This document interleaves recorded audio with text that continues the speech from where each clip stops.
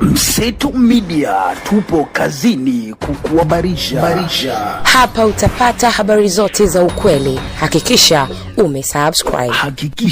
umesubscribe.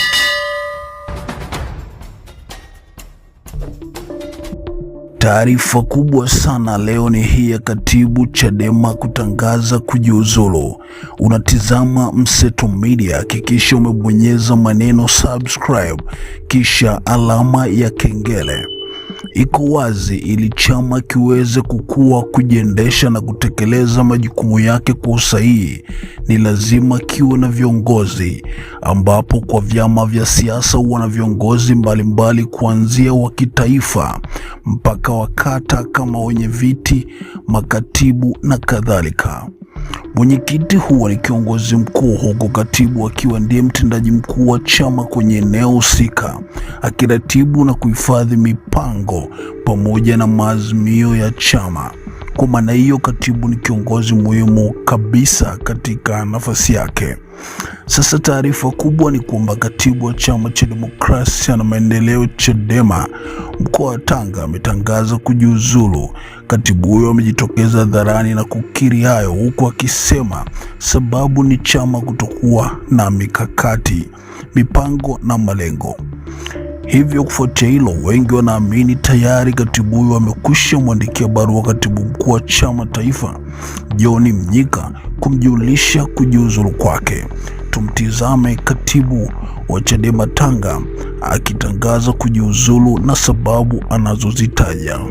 Kwa majina naitwa Michael Haule, ni katibu wa Chadema wa mkoa wa Tanga, mjumbe wa baraza kuu, mkutano mkuu, mjumbe wa baraza la uongozi wa kanda na mjumbe wa baraza la uongozi wa Chadema mkoa wa Tanga. Leo nimewaita mahususi, kuna mambo muhimu ambayo natamani niwaeleze na Watanzania wote kwa ujumla wajue. Kwanza, ninajiuzulu nafasi yangu ya katibu wa Chadema mkoa wa Tanga na kujiondoa ndani ya Chadema. Moja, kwa sababu ukiwa kiongozi ni lazima uwe na dira na uelekeo wa kuona unatakiwa kwenda wapi na unapoenda utafikaje. Hivi ninavyozungumza, viongozi wetu wa Chadema ngazi ya kitaifa wamekosa uadilifu.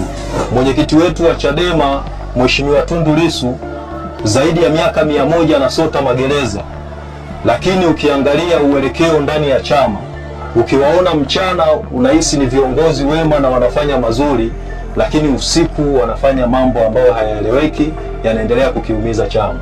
Kwa kuyaona hayo, ninatakiwa niwe na jukwaa huru ambalo litanifanya niweze kuwapigania Watanzania katika haki na kweli, ambayo inaweza ikawafanya kesho wakaiona ikawa njema zaidi.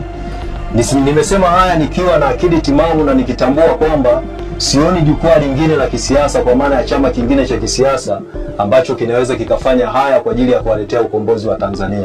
Kwa hiyo nimeona nijiondoe, niwe huru kwa ajili ya kuwapigania Watanzania ambao kimsingi wanaitamani kesho yao iliyo njema zaidi, na watu ambao wanauelewa mzuri kwa ajili ya kuwapigania, kuliko kuwa na kundi ambalo ukiwatizama unaona kweli kama wanafanya vizuri, lakini kwenye uhalisia wanaendelea kuwaumiza Watanzania na hawana jingine jipi ambao wanalifanya zaidi ya kuendelea kutumika kama vibaraka. Kwanza kulikuwa kuna kipindi ambacho kulikuwa tunasema funga mwaka na mwenyekiti Tundu Lissu.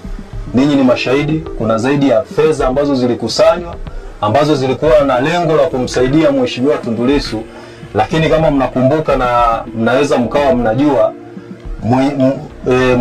kaka yake na Mheshimiwa Tundu Lissu alitoa taarifa na kusema zile fedha hakuna popote zimekwenda na zimefanyiwa kazi. Na kuna kijana ambaye alikuwa anaitwa Freddy, alikuwa yuko karibu sana na Mheshimiwa Tundu Lissu, ambaye fedha zile alizitumia. Sasa hayo ni machache. Yapo mengi. Kwa mfano, juzi makamu mwenyekiti wa chama Mheshimiwa John Heche alitoa taarifa kwamba kuna shida ambayo anaipata Tundu Lissu, lakini hivi ninavyozungumza ni zaidi ya mwezi hajawahi kwenda kumwangalia Mheshimiwa Tundu Lissu magereza. Sasa anatoaje taarifa wakati haendi kumwangalia? Ukigundua hapo unaona kuna shida. Kitu ambacho ninakiona, sioni uelekeo. Tuna mark time, na ukiangalia viongozi wetu wamekuwa wanavizia matukio, hakuna tukio ambalo linaandaliwa kama Chadema. Sasa hivi utaona kuna msiba, wanavizia kwenye msiba, wanaenda waonekane, na ninyi ni mashahidi. Mheshimiwa Bwege amefariki, unaona kinachoendelea kati ya Chadema na ACT.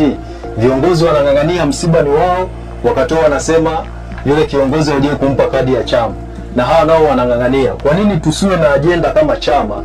Kwa sababu ni chama kinachoongozwa kwa misingi ya katiba, kwamba uelekeo wetu wa chama kwa sasa ni huu.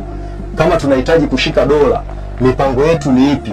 Zaidi ya kuwadanganya wanachama wa kawaida na viongozi wa chini kwamba tuendelee kukomaa, wakati wao ukiwaangalia hakuna chochote ambacho wanakomaa nacho. Kimsingi hakuna kitu chochote ambacho kimetuzuia sisi Chadema kufanya siasa. Chadema tuna kitu tunaita Chadema Family, ambayo inatuunganisha kama wanachadema kuendelea. Hivi leo nikikuuliza mwandishi wa habari, ni nani ambaye anaweza kukuzuia wewe usikae na wanao na mkafanya mambo mengine? Huyo mtu hawezi, na hakuna mtu ambaye anaweza kufanya kitu kama hicho. Huko kwenye uhalisia ni kwamba hii inatumika kama kivuli, lakini kwenye ukweli ni kwamba hakuna ajenda yoyote ambayo chama kinasema ngoja tuende nayo na tuweze kufanya mambo mengine. Hakikisha umesubscribe, comment, like na kushare. Mseto Media, we connect everywhere.